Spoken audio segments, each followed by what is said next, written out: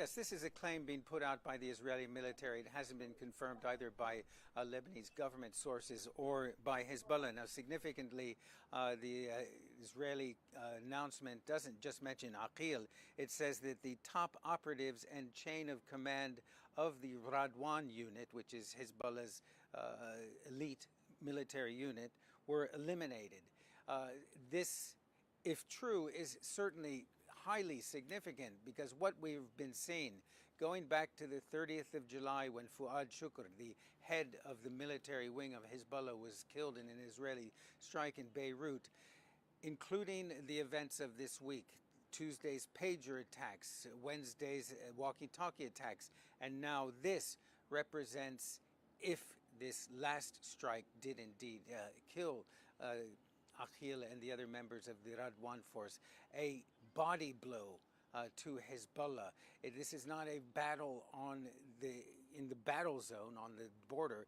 This battle has been brought to the heart of the Lebanese capital, and it's going to be very difficult for Hezbollah, with its communications systems interfered with compromised by Israel, with its top military leadership taken out by Israel. It's very hard to imagine how it can carry on its current military operations and function as it did in the past. Until now, those operations, Hezbollah's attacks on Israel, have been limited to the border area. Now this war, and I think it's fair to say we're very close to a full-out war between Hezbollah and Israel, has spread far beyond that area. Now, at this point, we know that according to the Ministry of Health here in Lebanon, that 9 people have been killed. So this is the preliminary figures, have been killed in this strike, 59 injured, 8 of them in critical condition.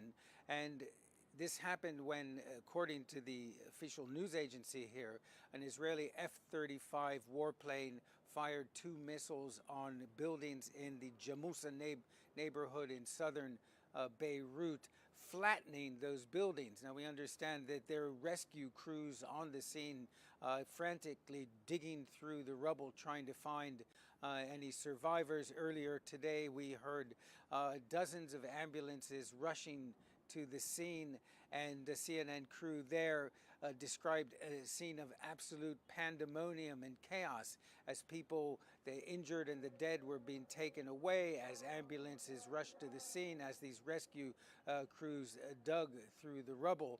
Hezbollah, of course, was already in a state of crisis yesterday when Hassan Nasrallah, the Secretary General of the group, made his speech vowing revenge, saying that Israel had crossed all red lines. Now Israel has yet again struck in the heart of Beirut, the 3rd time so far this year.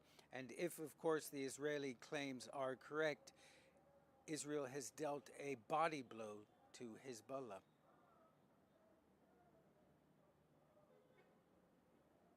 Almost 200 people injured in the pager blast that occurred Tuesday afternoon were treated here at the American University of Beirut Medical Center, where the chief medical officer told us that even though there were women and children among the injured, the vast majority were young men. Now, thousands of people were injured in apparently simultaneous pager blast that took place at about 3:30 in the afternoon Tuesday in areas where Hezbollah has a strong presence. Now, here outside the hospital, friends and relatives of those injured are waiting for news. Not surprisingly, most do not want to appear on camera, but off camera, one told us, for instance, that a friend of his received a message on his pager. He picked it up, looked at it, and it exploded in his face, damaging his eyes and his fingers.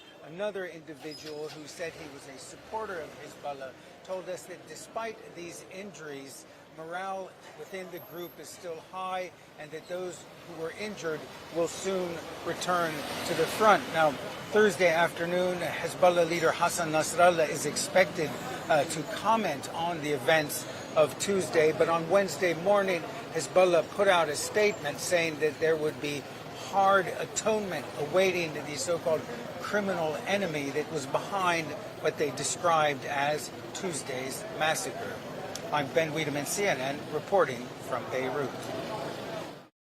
According to figures put out by Hezbollah itself, 38 of its fighters have been killed within the last 48 hours. 5 of them, if you break down the numbers, in the southern part of the country, really in the war zone, but 33 of them, it appears, are the victims of these exploding pagers and walkie-talkies that have been going off throughout Lebanon within the last 48 hours. And of course, this is causing a great deal of concern among ordinary Lebanese. The Ministry of Transport here, for instance, has banned walkie-talkies and pagers from all flights leaving out of Beirut. And the government, the army, has been busy essentially detonating suspicious devices.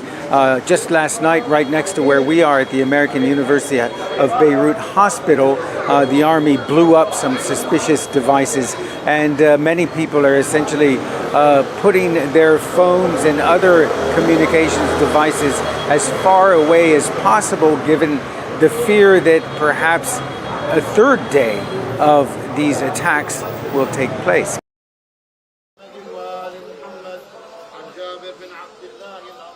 Final prayers for a Hezbollah militant, one of many killed in the spate of pager and walkie-talkie blasts across Lebanon linked to Israel. Outside, others pay respects to the family.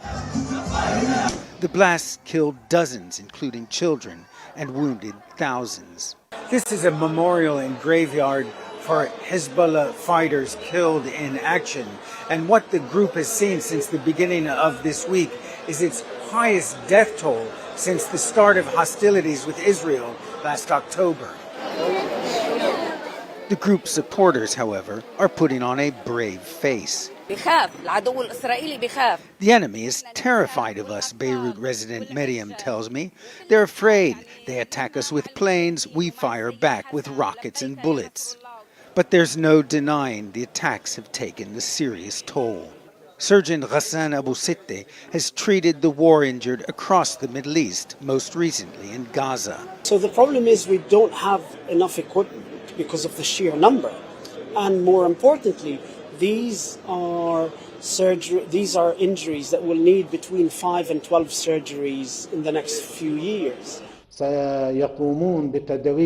In a televised speech, Hezbollah leader Hassan Nasrallah conceded the group had suffered a major, unprecedented blow and called it a mass terrorist event. While the speech was broadcast, Israeli warplanes roared over Beirut, adding, perhaps, insult to injury.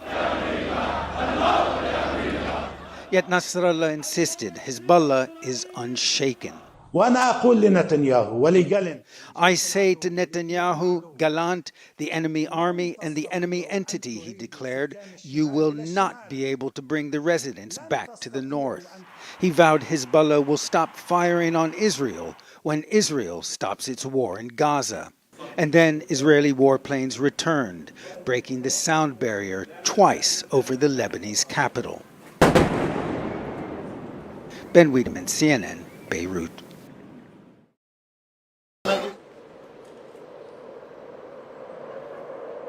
Now, Israeli airplane overhead. Okay, Eleni, there's an Israeli fighter jet flying through, dropping flares just now as Hassan Nasrallah is speaking. Didn't break the sound barrier, dropping more flares again, flying right north of Beirut, flew right over the city. Okay, so obviously the timing of that overflight was no mistake or coincidence. Clearly the Israelis wanted to distract the many viewers of Nasrallah here in Beirut and in Lebanon as he makes that speech.